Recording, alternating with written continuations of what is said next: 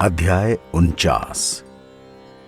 स्वरोचिष और स्वारोचिष मनु के जन्म और उनके चरित्र का वर्णन। कौष्टुकी जी ने आगे पूछा, हे महामुने, आपने मेरे सवालों के अनुसार धरती, समुद्र आदि की स्थिति और सभी के सबूत भली भांति बताए। अब मैं मनवंतरों, उनके स्वामियों, देवताओं, ऋषियों और मनु पुत्रों के बारे में सुनना चाहता हूं। मार्कंडेय जी ने कहा, मुने, मैंने तुम्हें स्वायंभुव मनवंतर के बारे में बताया। अब स्वारोचिष नामक दूसरे मनवंतर के बारे में सुनो। वरुणा नदी के तट पर अरुणास्पद नामक एक नगर में एक बहुत ही श्रेष्ठ ब्राह्मण रहता था। उसका रूप अश्विनी कुमारों जैसा सुंदर था। वो बहुत ही मृदुल, सदाचारी और वेद वेद्यांगों का परागमी था। अतिथियों का हमेशा बहुत सत्कार करता था, लेकिन उसके मन में हमेशा एक विचार उठा करता था कि मैं रमणीय वन, उद्यान और भली भांति नगरों से सुशोभित सारे भूमंडल को घूम घूम कर देख सकूं तो कितना अच्छा होता। एक दिन उनके घर पर कोई अतिथि आए जो बहुत तरह की औषधियों के बारे में जानते थे और मंत्र विद्या में भी पारंगत थे। बातचीत के दौरान उन्होंने बताया कि उन्होंने अनेक देश, रमणीय नगर, वन, नदियां, पर्वत और बहुत सारे पुण्य तीर्थों की यात्रा की है। यह सुनकर ब्राह्मण को बहुत आश्चर्य हुआ और उसने पूछा, हे विप्रवर, आपने अनेक देश देखने के कारण बहुत सारा परिश्रम उठाया है, लेकिन फिर भी आप कोई बूढ़े दिखाई नहीं देते और ना ही थके हुए दिखाई देते हैं। इतने थोड़े से ही समय में आपने सारी धरती कैसे घूम ली? आगंतुक ब्राह्मण ने कहा, ब्राह्मण, मंत्र और औषधियों के प्रभाव से मेरी गति बहुत तेज हो जाती है।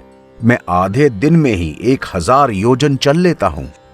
आगंतुक ब्राह्मण बहुत ही विद्वान था, इसलिए उस गरीब ब्राह्मण ने उनकी पूरी बातों पर विश्वास किया और बहुत ही आदर से पूछा, भगवान, मुझे भी बताइए, मुझ पर भी कृपा कीजिए, मैं भी इस धरती को देखना चाहता हूं। यह सुनकर उदारचित आगंतुक ने ब्राह्मण के पैरों में एक औषधि का लेप लगाया और उसे जिस दिशा में जाना चाहता था उसे मंत्र से लेप कर दिया। वो लेप अपने पैरों में लगाकर ब्राह्मण देवता अनेक झरनों से सुशोभित हिमालय पर्वत को देखने पहुंच गया। उन्होंने सोचा था कि मैं आधे दिन तक 1000 योजन दूर जाऊंगा और बाकी के आधे दिन घर लौट आऊंगा। वो हिमालय के शिखर पर जा पहुंचे, लेकिन उनके शरीर में कोई थकावट ना हुई। उन्होंने वहां की पर्वतीय भूमि पर पैदल ही विचरना आरंभ किया। बर्फ पर चलने के कारण उनके पैरों में लगा हुआ दिव्य औषधि का लेप धुल गया। अब वो इधर उधर घूमते रहे और हिमालय के मनोहर शिखरों का अवलोकन करते रहे। फिर आधा दिन गुजरने के बाद उन्होंने सोचा कि अब वो घर को चलें तो ठीक होगा, लेकिन उन्होंने अपने पैरों में गति पाई ही नहीं। अब वो सोचने लगे, अरे ये क्या हुआ? बर्फ के पानी से मेरे सारे पैरों का लेप धुल गया है और ये पर्वत तो बहुत ही दुर्गम है। मैं अपने घर से बहुत दूर आ गया हूं। अब मैं घर कैसे पहुंचूंगा? इस अवस्था में यदि मुझे किसी तपस्वी महात्मा का दर्शन हो जाए तो घर पहुंचने के लिए मुझे कोई उपाय मिल सकता हो। इस तरह विचार करता हुआ ब्राह्मण देवता हिमालय पर भटकने लगा। वहां पर घूमते हुए ब्राह्मण पर एक श्रेष्ठ अप्सरा की दृष्टि पड़ गई, जो अपने मनोहर रूप के कारण बहुत ही सुंदर थी। उसका नाम वरुथिनी था। उसे देखते ही वरुथिनी उन पर वशीभूत हो गई। उस श्रेष्ठ ब्राह्मण के प्रति तत्काल ही उसको प्रेम हो गया। वो सोचने लगी, ये कौन है? इनका रूप तो बड़ा ही मनोहर है। यदि ये मुझे ठुकरा न दें तो मेरा जन्म सफल हो जाएगा। मैंने बहुत से देवताओं को, दैत्यों को, सिद्धों को, गंधर्वों को और नागों को देखा है, लेकिन एक भी इस महात्मा जैसा रूपवान नहीं है। ऐसा सोचते हुए वह दिव्य लोक की सुंदरी युवती उनके सामने उपस्थित हो गई। सुंदर रूप वाली वरुथिना को देखकर ब्राह्मण कुमार स्वागत पूर्वक उनके पास गए और इस तरह से पूछने लगे, हे नूतन कमल के समान कांति वाली सुंदरी, आप कौन हैं? किसकी कन्या हैं और यहां क्या कर रही हैं? मैं ब्राह्मण हूं और अरुणास्पद नगर में रहता हूं। मेरे पैरों में एक दिव्य लेप लगा हुआ था जो बर्फ के जल से धुल गया, इसलिए मैं वापस नहीं जा पा रहा हूं। वरुथिनी बोली, ब्राह्मण, मैं अप्सरा हूं, मेरा नाम वरुथिनी है। मैं इस रमणीय पर्वत पर ही रहती हूं। आज आपके दर्शन से मैं कृतकृत्य हो गई हूं। बताइए, मैं आपकी किस आज्ञा का पालन करूं? इस समय सर्वथा मैं आपके अधीन हूं। ब्राह्मण ने कहा, कल्याणी, मैं जिस उपाय से अपने घर जा सकूं और मेरे समस्त नित्य कर्मों की हानि ना हो, वो मुझे बतलाओ। भद्रे, नित्य नैमित्तिक कर्मों का छूटना ब्राह्मण के लिए बहुत ही बड़ी हानि होती है। आधा दिन गुजरने के बाद मेरे पास वक्त नहीं बचा कि मैं घर पहुंचकर अपने नैमित्तिक कर्मों को पूरा कर सकूं। ब्राह्मणों का परदेश में रहना उचित भी नहीं है। देश देखने की उत्कंठा ने ही मुझसे यह अपराध करा दिया। श्रेष्ठ ब्राह्मण अपने घर में मौजूद रहे तभी उसके सारे कर्मों की सिद्धि होती है। हे यशस्विनी, अब अधिक कहने की आवश्यकता नहीं है। तुम ऐसी कोई चेष्टा करो जिससे मैं सूर्यास्त होने से पहले अपने घर पहुंच जाऊं। वरुथिनी ने कहा, महाभाग, ऐसा ना कहिए। ऐसा दिन कभी ना आए जबकि आप मुझे छोड़कर अपने घर चले जाएं। ब्राह्मण कुमार, यहां से अधिक रमणीय स्वर्ग और कहीं नहीं है, इसलिए हम लोग स्वर्ग लोक छोड़कर यहीं रहती हैं। आपने मेरे मन को हर लिया है। यहां रहने से आपके शरीर में कभी बुढ़ापा भी नहीं आएगा, क्योंकि यह देवताओं की भूमि है। यह यौवन की पुष्टि करती है। ब्राह्मण ने कहा, हे अप्सरा, कृपया ऐसी बातें न करें। मैं तो आपसे किसी और भाव से प्रार्थना कर रहा हूं और आप किसी और भाव से मेरे पास आ रही हैं। अग्निशिला ही मेरे लिए रमणीय स्थान है और कुशासन से सुशोभित वेदी ही मेरी प्रिय है।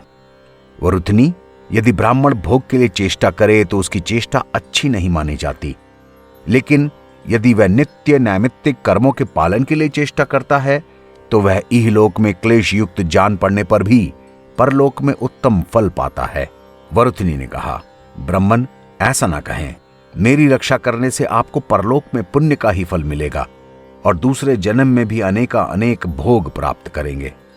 इस तरह मेरा मनोरथ पूर्ण करने पर लोक परलोक दोनों ही आपको मिल सकते हैं। दोनों ही में आपको लाभ पहुंच सकता है। यदि आपने मेरी प्रार्थना ठुकरा दी तो मेरी मृत्यु हो जाएगी और आपको पाप लगेगा। ब्राह्मण ने कहा, वरुथिनी, मेरे गुरुजनों ने उपदेश दिया है कि मैं ऐसी अभिलाषा कदापि ना करूं, इसलिए मुझे क्षमा करें। इतना कहकर मार्कंडेय जी ने कहा। उस महाभाग ब्राह्मण ने पवित्र होकर जल का आचमन किया और ग्राहपत्य अग्नि को प्रणाम करके मन ही मन कहा, हे भगवान अग्निदेव, आप ही सब कर्मों की सिद्धि के कारण हैं। आपसे ही अवाहनीय और दक्षिणाग्नि प्रादुर्भाव हुई है। आपको तृप्त करने से देवता वृष्टि करते हैं और अन्न आदि की वृद्धि होती है। अन्न से ही सारे संसार का जीवन चलता है। इस तरह आपसे ही जगत की रक्षा होती है। इस सत्य के प्रभाव से मैं सूर्यास्त के होने से पहले अपने घर पहुंच जाऊं, बस मेरी यही कामना है। यदि कभी ठीक समय पर मैंने वैदिक कर्म का परित्याग न किया हो तो इस सत्य के प्रभाव से मैं आज घर पहुंचकर डूबने से पहले ही सूरज को देखूं, ऐसी मेरी कामना है। यदि कभी मेरे मन में पराये धन और पराई स्त्री का अभिलाषा न हुई हो तो मेरा ये मनोरथ सिद्ध करा दें। ब्राह्मण कुमार के ऐसा कहने पर उनके शरीर में ग्राहपत्य अग्नि ने प्रवेश कर लिया। फिर तो वे ज्वालाओं के बीच में प्रकट हुए मूर्तिमान अग्निदेव की भांति प्रकाशित होने लगे। उधर उन तेजस्वी ब्राह्मण के प्रति उनकी ओर देखती हुई वो अप्सरा उनकी ओर आकर्षित होती ही गई। अग्निदेव के प्रवेश करने पर वे ब्राह्मण कुमार जैसे आए थे उसी तरह वहां से चल दिए और एक ही क्षण में घर पहुंच गए और अपने सारे अनुष्ठानों को पूरा करने लगे। उनके चले जाने के बाद अप्सरा ने लंबी लंबी सांसें लीं और रात्रि व्यतीत की। उसका हृदय ब्राह्मण के प्रति पूर्ण रूप से प्रेम में आसक्त हो चुका था। वो बार बार आहें भरती, हाहाकार करती, रोती और अपने को मंद भागिनी मानकर धिक्कारती रहती। हे मुने, कली नाम का एक गंधर्व वहां रहता था जो पहले से ही वरुथिनी पर आसक्त था, लेकिन उस अप्सरा ने उसको पास भी न आने दिया था। उस दिन उसने वरुथिनी को इतनी परेशान अवस्था में देखा तो मन ही मन सोचा कि क्या कारण हो सकता है जो आज वरुथिनी इतनी ज्यादा परेशान है। उसका रहस्य जानने के लिए कली ने उत्कंठा पूर्वक बहुत देर तक ध्यान किया और समाधि के प्रभाव से उसने सारी बातें जान ली। उसके बाद उसने सोचा, अब समय बिताने की आवश्यकता नहीं, वह वरुथनी एक मनुष्य पर आसक्त हुई है। उसका रूप धारण कर लेने से वह निश्चय ही मेरे साथ विवाह करेगी। यही उपाय ठीक होगा। ऐसा सोचकर गंधर्व ने अपने प्रभाव से ब्राह्मण का रूप धारण किया और वरुथनी के पास जा पहुंचा। सुंदरी उसे देखकर प्रसन्नता से खिल उठी और बारंबार कहने लगी, हे ब्राह्मण, आप प्रसन्न हो जाएं, प्रसन्न हो जाएं। आपके चले जाने से मैं अपने प्राणों का परित्याग कर दूंगी, इसमें तनिक भी संदेह नहीं है। कली ने कहा, सुंदरी, क्या करूं? एक और मेरी धार्मिक क्रिया नष्ट हो रही है और दूसरी ओर तुम प्राण देने की बात करती हो। इससे मैं संकट में आ गया हूं। वरुथनी ने कहा, हे ब्राह्मण, मुझे छोड़कर न जाएं। इस समय आपकी प्रत्येक आज्ञा का पालन करना मेरा कर्तव्य है। कली ने कहा, ठीक है सुंदरी, मैं तुम्हारे साथ विवाह करने को तैयार हूं। इतना कहकर मार्कंडेय जी ने कहा। इसके बाद उस गंधर्व ने वरुथनी के साथ विवाह किया और उस सुशोभित पर्वत के मनोरम शिखरों पर, सुंदर सरोवरों में, रमणीय कंदराओं में, नदियों के किनारे आनंद पूर्वक रहने लगा। कुछ समय बाद वरुथनी मां बन गई। तब उस ब्राह्मण रूपी गंधर्व ने उसे आश्वासन दिया कि वो प्रेम पूर्वक उससे विदा लेकर अपने घर जा रहा है और कुछ समय बाद लौटकर उसके पास आ जाएगा। कुछ समय बीतने के बाद वरुथनी ने एक तेजस्वी बालक को जन्म दिया, जो मानो सूर्य और किरणों से संपूर्ण दिशाओं को प्रकाशित कर रहा था। वह बालक भगवान भास्कर की भांति अपनी ही किरणों से सुशोभित था, इसलिए वह सरोचिष के नाम से विख्यात हुआ। वह महान सौभाग्यशाली शिशु अपनी अवस्था और सद्गुणों के साथ ही साथ प्रतिदिन बढ़ने लगा, जैसे चंद्रमा अपनी कलाओं के साथ शुक्ल पक्ष में दिनों दिन बढ़ता है। महाभाग स्वरोचिष ने क्रमशः वेद, धनुर्वेद और बहुत सारी विद्याओं को ग्रहण किया। धीरे धीरे उसकी तरुण अवस्था आ गई। एक दिन वह मंदराचल पर्वत पर विचर रहा था। इतने में ही उसकी दृष्टि एक सुंदर कन्या पर पड़ी, जो भय से व्याकुल थी। कन्या ने भी उसे देखा और घबरा कर कहा, प्रभु, मेरी रक्षा कीजिए, रक्षा कीजिए। उसके नेत्र भय से कातर हो रहे थे। स्वरोचिष ने आश्वासन देते हुए कहा, डरो मत सुंदरी, बताओ क्या बात है। वीरोचित वाणी में उसके इस तरह पूछने पर उस कन्या ने सारा हाल कह सुनाया। उसने कहा, वीरवर, मैं इंदिवराक्ष नाम की विद्याधर की पुत्री हूं। मेरा नाम मनोरमा है। मरुधनवा की पुत्री मेरी माता है। मंदार विद्याधर की कन्या विभावरी मेरी एक सखी है और पार मुनि की पुत्री कलावती मेरी दूसरी सखी है।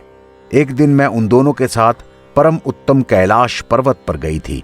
वहां मुझे एक मुनि दिखाई दिए, जिनका शरीर तपस्या के कारण दुर्बल हो गया था। भूख से उनका कंठ सूख रहा था, शरीर में कांति का अभाव था और आंखों की पुतलियां भीतर धसी हुई थीं। यह देखकर मैंने उनका उपहास कर दिया।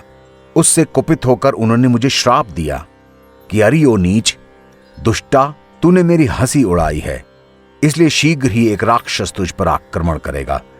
इस तरह श्राप देने पर मेरी सखियों ने मुनि को बहुत फटकारा और कहा, तुम्हारी ब्राह्मणता को धिक्कार है। तुम में क्षमा न होने के कारण तुम्हारी की हुई सारी तपस्या व्यर्थ है। जान पड़ता है तुम क्रोध से ही अधिक दुबले हो रहे हो, तपस्या से नहीं। ब्राह्मण का स्वभाव तो क्षमाशील होता है, क्रोध को काबू में रखना ही तपस्या है।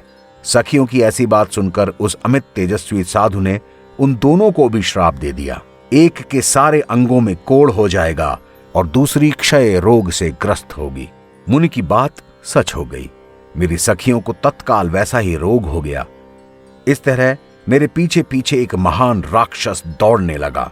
वो पास ही तो गरज रहा है, क्या आपको उसकी भयानक आवाज नहीं सुनाई देती? आज तीसरा दिन बीत रहा है, लेकिन वह मेरा पीछा नहीं छोड़ता। हे प्रभु, मेरी उससे रक्षा कीजिए। आप इस राक्षस से मेरी रक्षा कीजिए। हे महामते, मैं सारे अस्त्रों शस्त्रों का रहस्य जानती हूं और वह सब आपको दे सकती हूं। आप उस राक्षस से मेरी रक्षा कीजिए। पिनाकधारी रुद्र ने पहले यह रहस्य स्वयंभुव मनु को दिया था। मनु ने वशिष्ठ जी को, वशिष्ठ ने मेरे नाना को और नाना ने दहेज के रूप में मेरे पिता को दिया था। मैंने बाल्यावस्था में अपने पिता से यह शिक्षा पा ली थी। यह सारी शिक्षा अस्त्रों का हृदय है। जो सारे शत्रुओं का संहार कर सकती है। आप इसे शीघ्र ही ग्रहण करें और ब्राह्मण के श्राप से प्रेरित हुए उस राक्षस का वध करें।